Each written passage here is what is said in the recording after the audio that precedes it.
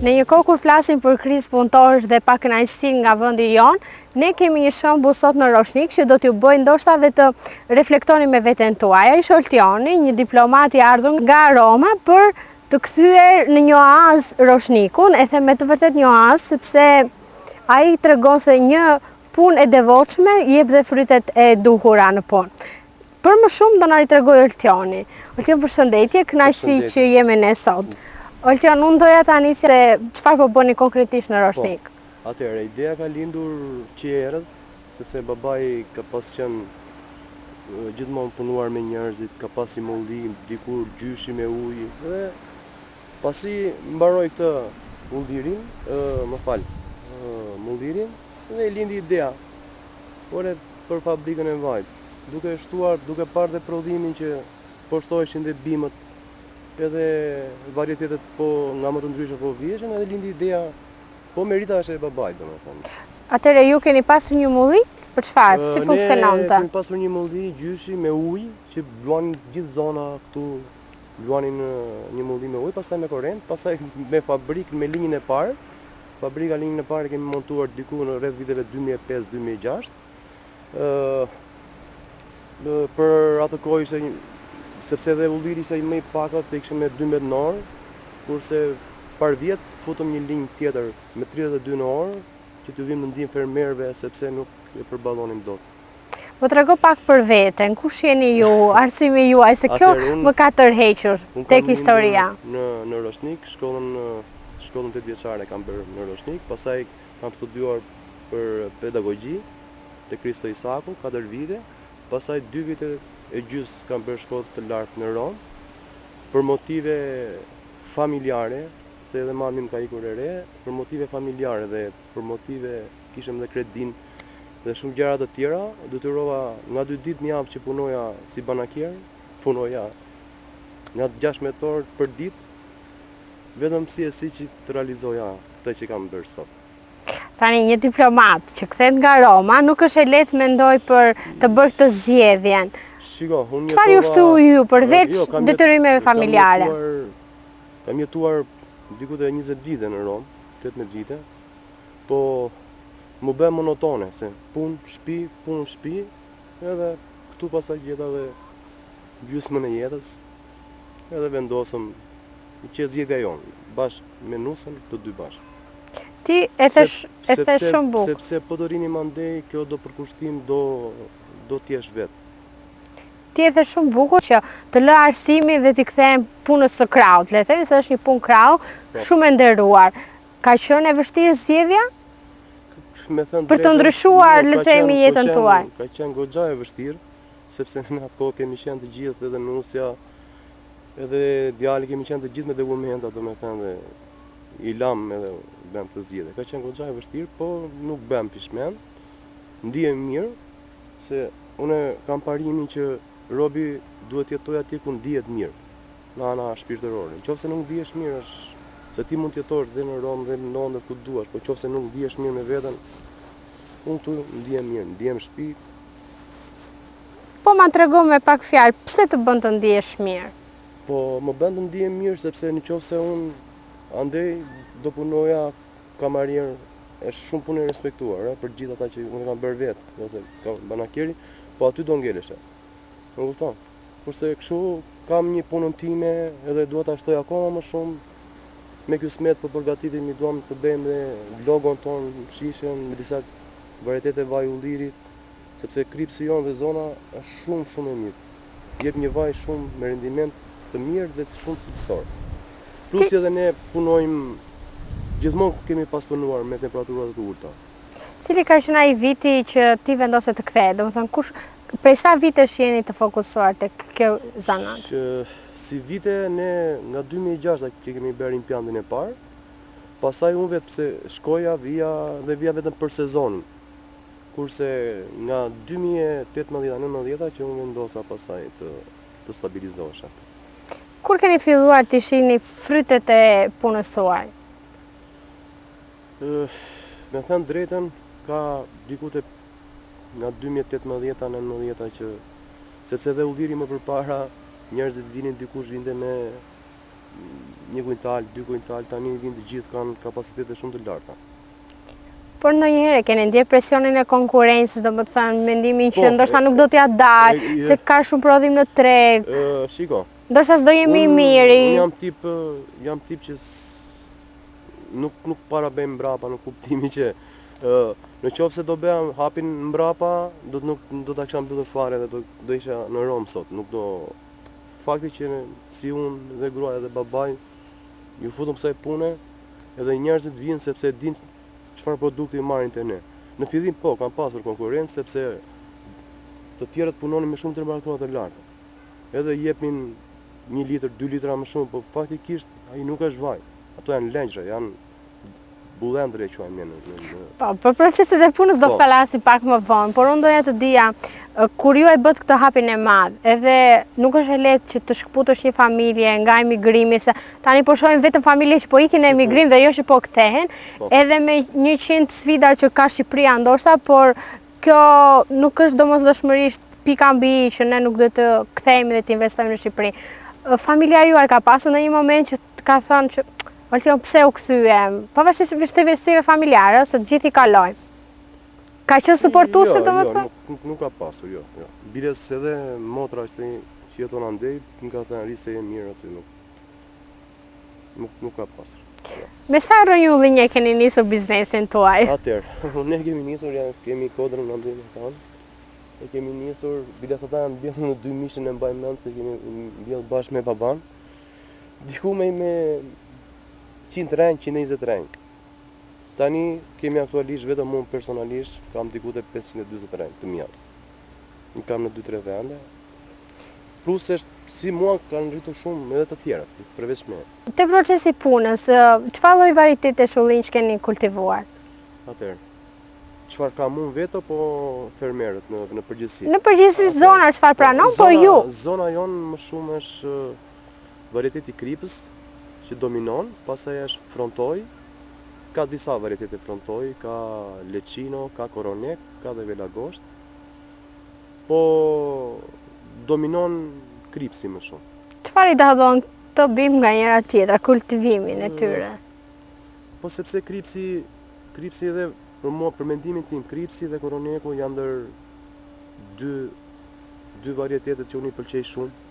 Ajo filostera, i bie bloza dhe nuk po reziston.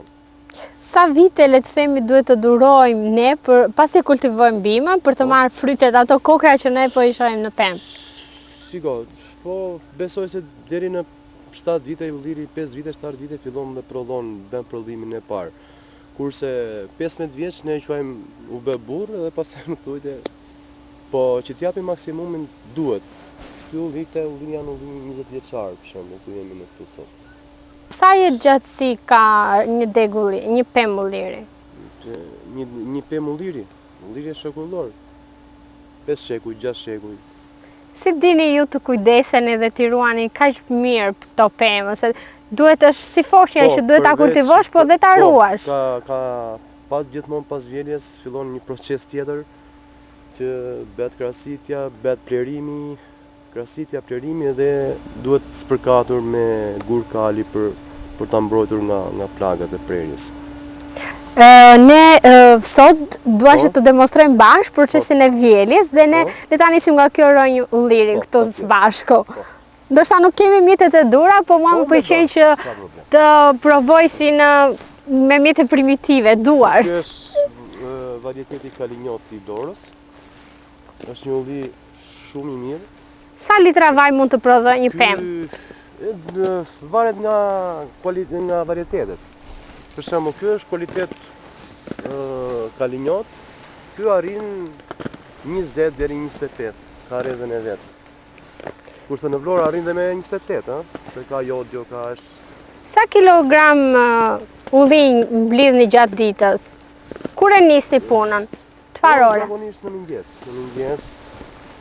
Po dikush vjen me makineri, dikush vjen me krerë, me dorë, po i vjen 5-6 kuintal në ditë, i vjen. Përdor makineri. Ju besoj keni ngritur dhe grupin e punës. Po. Sa persona keni që punoni? Ne kemi 4 veta që merren me procesin e vjedhjes. 2 punojnë në makineri dhe 2 punojnë në hapin panik. Ne e mblodhëm këtë të femë, kështu që po shkojmë nga krau tjetër.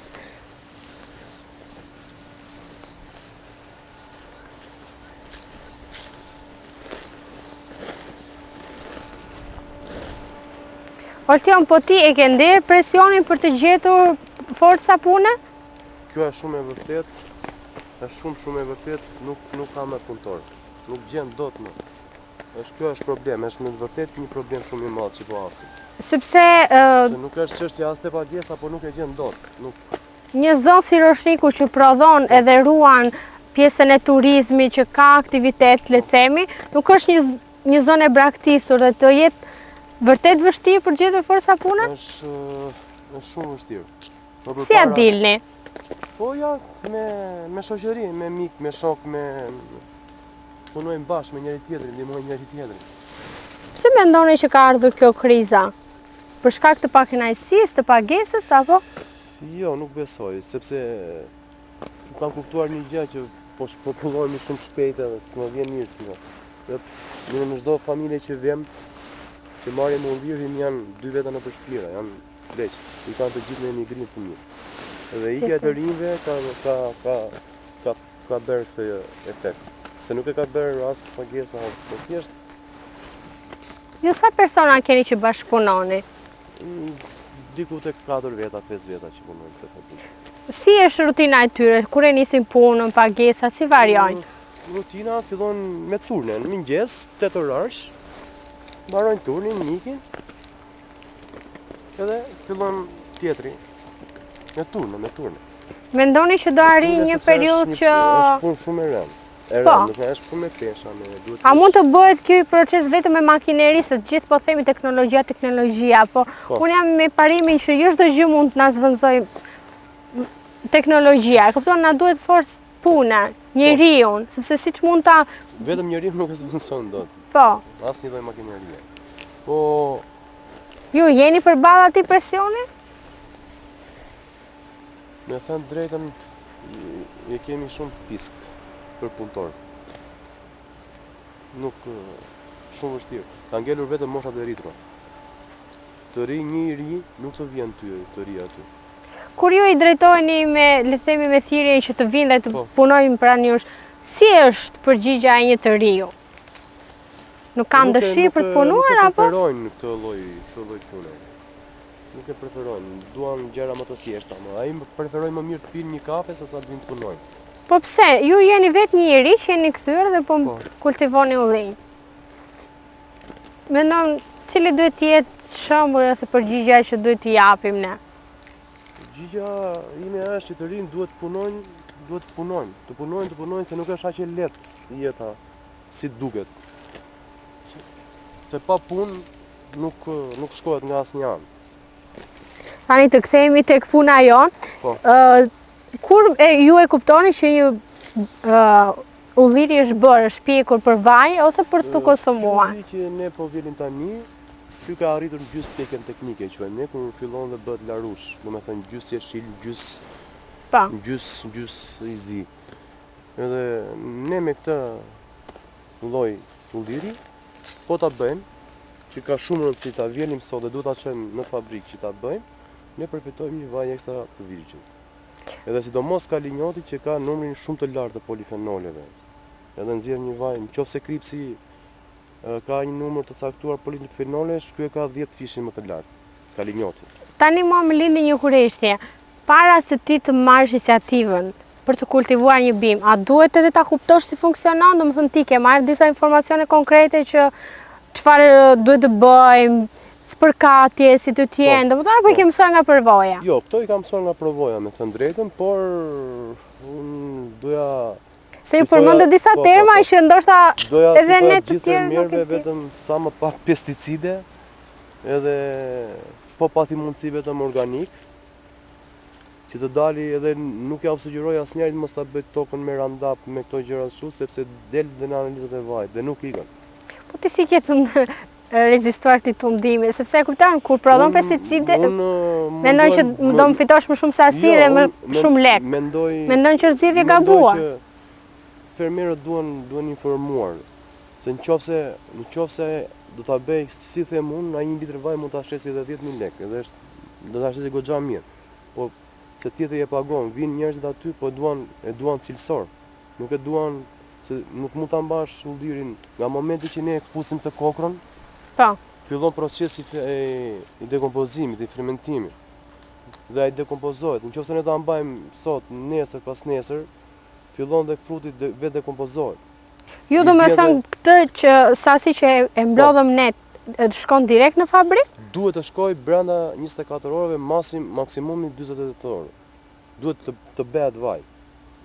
Po pse duhet patjetër? Duhet që se ne duam të përfitojmë një vaj me të gjitha vlerat ushqyese, me polifenolet, e volëm sot, duhet ta bëjmë ullimin sot, nuk duhet të ri. Po çfarë janë disa nga sfidat që ju hasni në teren, do të thënë për pjesën e mbledhjes, përveç forcës punëtore? Duke qenë 2 për shtëpira ata, mbledhin 2 arka sot, 2 arka nesër, 2 arka pas nesër, edhe kalon 20 ditë, kur vjen ulliri aty, vjen shumë i dekompozuar, vjen shumë i keq. Edhe këtë mundon t'ja u shpjegoj, ore, mblodhët, bjerin i beni, pse i mbani në shtëpi, 2 kuintal, be. Ju përveç se zgjidhjes që keni gjetur për të kultivuar vetë rrënjët e ullirit, merrni dhe sasi nga fermerët e rreth zonës apo? Marrim sasira, po unë shikoj ullirin, punoj me treg të brendshëm, me të drejtën. Treg të brendshëm, me porosira, nuk kemi pas më përpara kontakte edhe me italianët, po nuk vetëm me treg të brendshëm, me porosirat. Ju nuk keni ai rasti që themi ka ngelur malli stok? Jo, absolutisht. Ne marrim porosira, unë zgjedh cilësinë e ullirit, vajt, edhe klienti është i kënaqur. Sa ka shkuar këtë vit? Ose vëm njerëz në kontakte, na marrin telefon, po ik mbledh 20 kuintal, se ke vajin e shitur, ta marri edhe shikon gjithë procesin. Sa ka shkuar këtë vit kilogrami i ullirit? Këtë vit, te fabrika jonë, personat po e shesin me 7.000 lekë litrin, kurse grumbullusit që e marrin është diku me 6.000 lekë kilogrami. Jo vaj, po them për ullin, kilogrami ullirit. Kilogrami, si vjet pati pak rritje, sepse duke parë edhe se nëse ne më përpara një punëtor e pagonim, supozojmë 15.000 lekë, se edhe në 2006 8.000 lekë kishte kuintali. Pa. 8.000 lekë, 2025 8.000 lekë. Në 2006 një punëtor merrte 7.000 lekë, 10.000 lekë, sot po merr 50.000 lekë. Arritur kostot. Janë arritur kostot. Shërbimet që i kemi foristradët, që ja u marrim në për toka. Janë kostot. Nafta, shoferat, energjia, ujë. Unë do të më tregosh edhe pak idenë për të krijuar brandin tonë, më the, për të shitur vajin e ullirit. Janë fillimet e para, po është më shumë gjë familjare, jo do jetë një diçka familjare, do jetë një diçka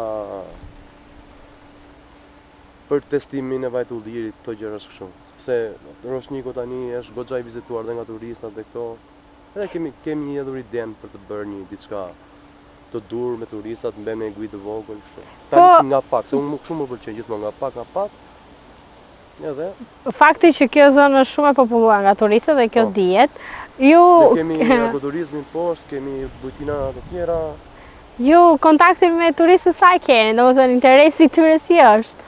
Kanë pasur ndonjë guid për të provuar si mblidhet ulliri? Jo, më kanë kontaktuar faktikisht. Se kjo mund të kthehet në një tjetër logo për ju. Se unë dua jo vetëm 2 muaj, po dua që të punojmë gjatë gjithë vitit. Le të themi, edhe ma kanë kërkuar disa agjësi për ta bërë, po tani nuk mundem se jam në procesin e bërjes të vajt. Më mbrapa, duke punuar edhe pak, të bëjmë një showroom të vogël, një event të caktuar, edhe do fillojmë me nga pak. Cili ka qenë impakti tyre kur kanë provuar vajin e ullirit shqiptar? Ja bën wow, super. Okej. E kanë preferuar, domethënë. Po, shumë. Ne edhe më përpara, me fabrikën e vjetër e quajmë, domethënë se unë kam jashtë linjë tani, po të gjithë tani e thoshin, ajo vajin e bën shumë të mirë, po ja nuk na jep shumë vaj, na jep pak, e kupton? Domethënë në krahasime të tjerë. Po vajin e ka shumë të mirë. Po kjo është pra, ai gjithë sekreti, se ne unë punoj me 27 gradë. Unë nuk punoj me ujë të nxehtë. Si mund të bën disa kolegë, nuk janë të gjithë ashtu, se të gjithë punojnë mirë tani, se kanë hyrë makineri të mira, kanë hyrë modernizim. Po Ne kështu kemi pas punuar dhe unë kështu vazhdoj të punoj edhe sot. Deri ku mendon, deri në sa ronj ulliri mund të arrini në vitet që do vinë? Unë di të them që nga viti në vit njerëzit vetëm po mbjellin ullim. Këtë ta garantoj. Se kush do t'i vjeli më mbrapa, unë nuk e di, po besoj se dikush do jetë gjithmonë më mbrapa, po edhe për t'i vjel. Ju jeni me parimin që mbjell se do korrësh. Shiko, jo vetëm ullirin, çfarë do lloj bime, robi duhet jeta vazhdon, nëse parimi është se jo jam bon lamp, po kush do t'i, jo, do t'i marrë dikush tjetër. Ne jemi kalimtar, po ajo do jetoj edhe pas nesh. Sezoni i vjeljes kur mbyllet në Rosheng? Zakonisht si vjet, duke parë dhe prodhimin, besoj se nga data 25. Nëntor. Dhjetor. Dhjetor. Çfarë mund të jenë ata faktorët e jashtëm që mund ta dëmtojnë bimën? Faktorët e jashtëm janë të ftohtit. Të ftohtit. Ftohtit, ajo që po thoshja pak më përpara për kripsin, në stera, në Itali në bari më thanë me mira. Edhe shekullor ullim, 500 vjeçar, jo.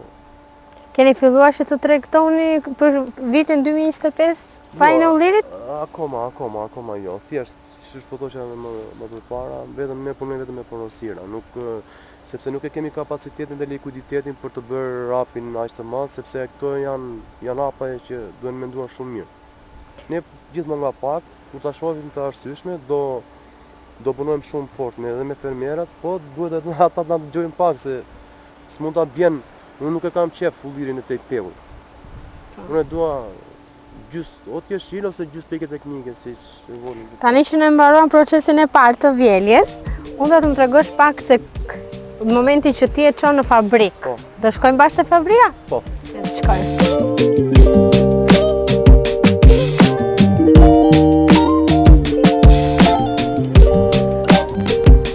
Tani ku jemi këtu Oltjan? Tani nga procesi i hedhjes së ullirit, bamjes dhe i griljes. Si është emri i fabrikës? Emri i fabrikës quhet Fabrika e Vajt Encor, sepse janë bashkëpunimet e çunit dhe të çukës iniciale. Ku do ta nisi procesin e parë puna? Fillon nga hedhja e ullirit. Sa kilogram ullin hidhet atë? 5 kg. 500 kg? Mund të merre, po. Mund të mbaj poshtë. Sa litra pak presim që të dalin? Po, i putek me 14 për kunkaj. To janë të gjitha të mbledhura sot? Po, ka të mbledhura dhe dhja. Pastaj procesi dytë kush është? Kush është? Çfarë makineri është? Duhet ta matrica, vetë darja e ullirit. Tjetër, në atë një transportieri. Pasi kemi larë? Po, pasi kemi larë, në atë një transportieri, fillon procesi i griljes. Procesi grirje? Po, fillon me procesi i griljes. Sa minuta mund të vonoj si proces? Kjo të hapa po, sepse nuk është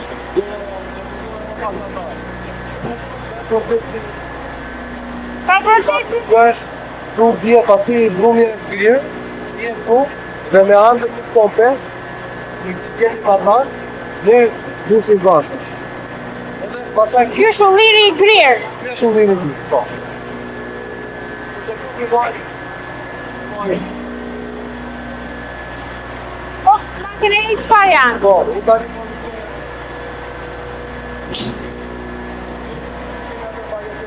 nga linjovit.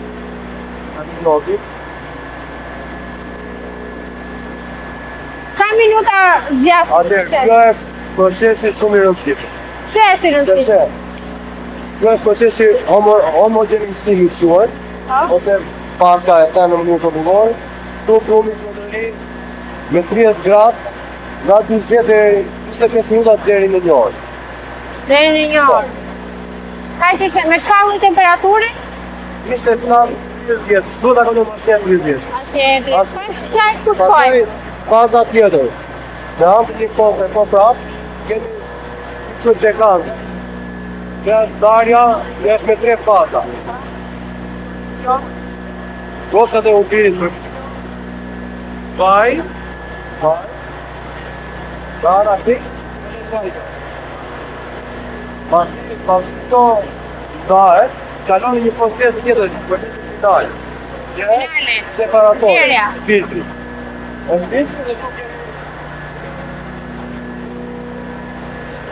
procesin final që po e merr komputerin. Ne I themi me bereqet për hajë. Bravo.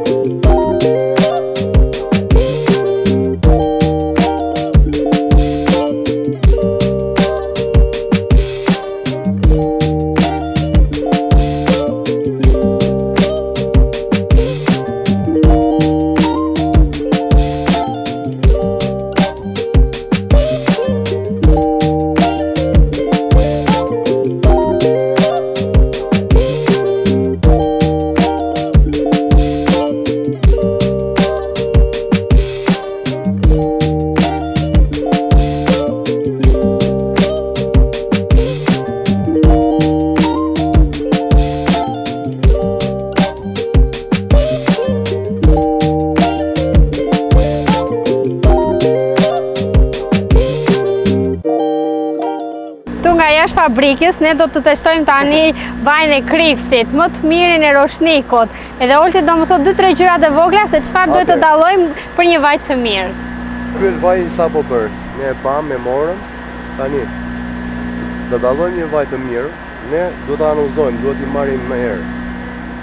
Po? E ka aromë? Të mbush shpirtin. Atëherë, gjëja e dytë ne duhet të shikojmë ngjyrën.